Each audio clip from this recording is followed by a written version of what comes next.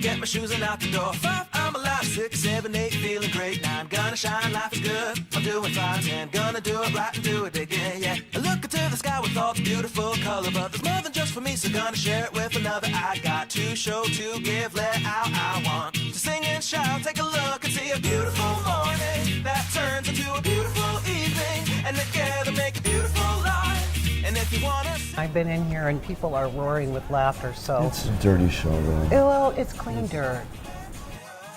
Forgive me, but the best restaurants of the world are here in Vegas. I mean, you have here the best of the best. Yes. So we have many celebrities here. The Harley Madison come over here, and the Usher come over here many often, and the Paris Hilton come here, and Britney Spears came over here like 2 weeks ago. Boy, I'm dating myself, but it's okay. Nobody else will. Oh. That's so Vegas.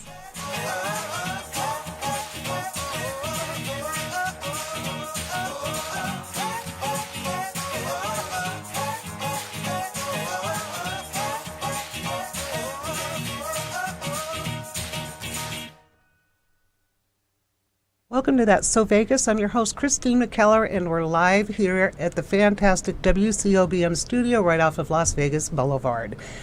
My guest today is one of those women that I really admire. I'd like you to meet Stephanie Forbes, and you're the development manager for Nathan Adelson Hospice. And the reason I say how much I automatically admired you, I think it takes a lot of courage and integrity to do what you do.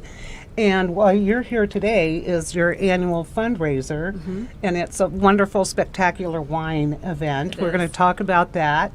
Also, the 2 branches of the hospice that you are raising the money for. It's for children and families, which I find very touching as well.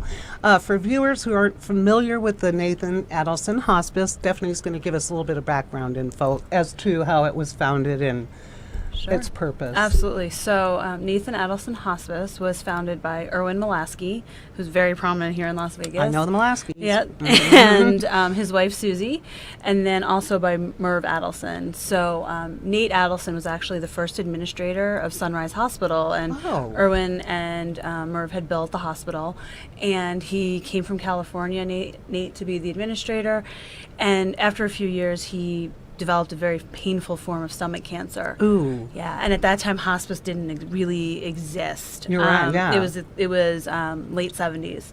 And so Susan and Pearl, Nate's wife, sat by his bedside and took care of him until he died.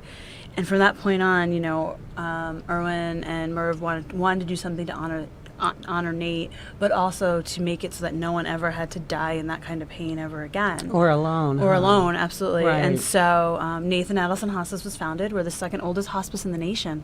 I didn't know that. Yeah. All here in Las Vegas. All here in Las Vegas. Well, God bless Las Vegas. Absolutely, Amazing. All the good hearts we have in this town, really.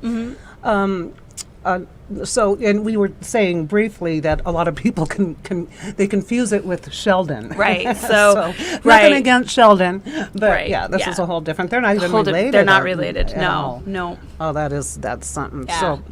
So, is it the same as always? It's been on Spencer? Swenson. Or excuse me, Swenson. So it actually. Prior to 1982, there was actually just a home care office at a Sunrise Hospital. Oh. And then in 1982, we built the first inpatient unit in Las Vegas, the 2nd one in the nation. And we were over on Swenson for a long time.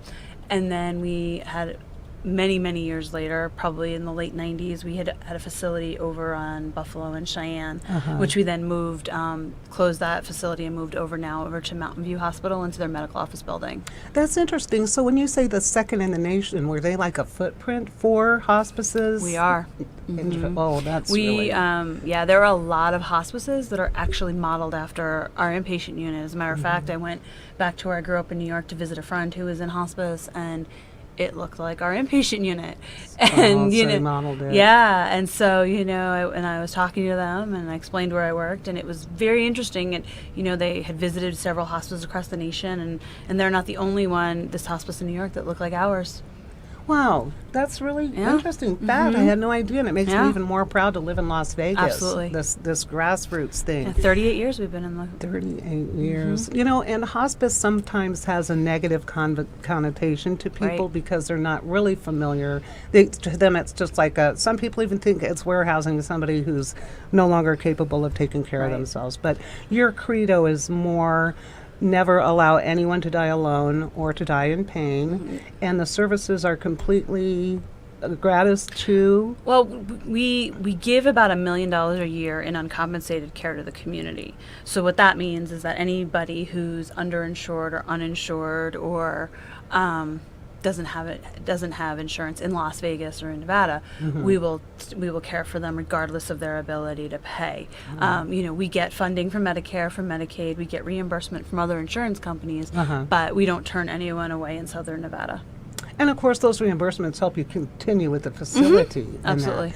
Also, I think it would be, even if the person did have insurance, if they don't have access to home care or they need a different level of care, would that be what a hospice could provide? Yeah, so hospice is more about end of life and living out your final days how you want to live it. So most patients, adults, they have a diagnosis of 6 months or less and they're no longer going to receive curative treatment. Right. And so they would sign on to hospice, and then we work with our interdisciplinary team, works with the families and the patient to decide how they want to live out their last days. Wherever they call home is where we provide hospice. So is it at their home? Is it a nursing home? Is it a daughter's home? Is it in our inpatient unit because you don't want the last memory that your loved one have of you dying in your house? So really, hospice is wherever you call home.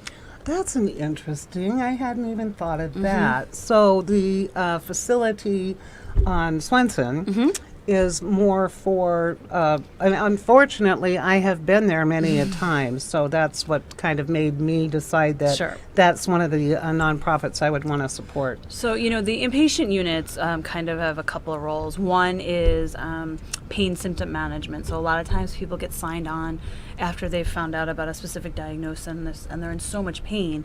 So instead of treating them in the hospital where they're not comfortable, they'll be transported to our inpatient unit, and we symptom management. And if their goal is to go home and continue on home care hospice, we'll get them home if we can. Another role of the inpatient unit is respite care. So, a lot of times after patients on hospice for so long, that family member or that caregiver needs a break. And so, because it's stressful to have to care for somebody. And so for a week at a time, somebody can come in, the patient come in and be cared for by our inpatient staff. And then that loved one can take a break and know that their loved one is being cared for. And how does one qualify for that service? Do you have a waiting list? I know this sounds kind of morbid. I don't For mean to respite, be- you mean? Yeah. It kind of falls under the hospice benefit. So, when you're on our service and we're caring for you, it's our social workers and our case managers and our nursing team. And, we have a whole interdisciplinary team, which is a physician, a nurse, a CNA, a social worker, a case manager, clinical manager. They all meet every couple of weeks to talk about their patients and what's working, what isn't working, how we can improve on a patient's care, whether they need something through our Families in Need program, things like that. And so it's usually identified at that time,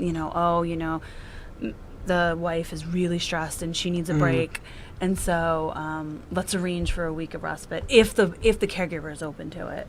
So, because a lot of times, there's that guilt of feeling, if they were to leave or send their loved one to the inpatient unit and something happens. But You've really thought this through, the whole Absolutely. corporation. That's why I was saying at Absolutely. the beginning, women of courage and dedication.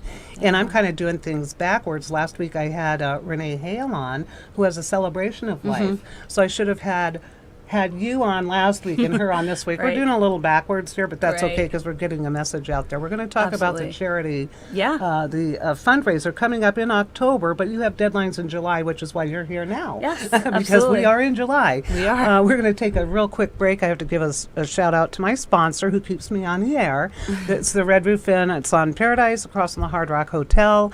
Pet friendly, free Wi-Fi, continental breakfast for guests. They're also, and it's very true, they're convenient to the airport and to the Strip. Stay tuned, don't go away. We're going to come talk about some wine fundraisers. We'll be right back.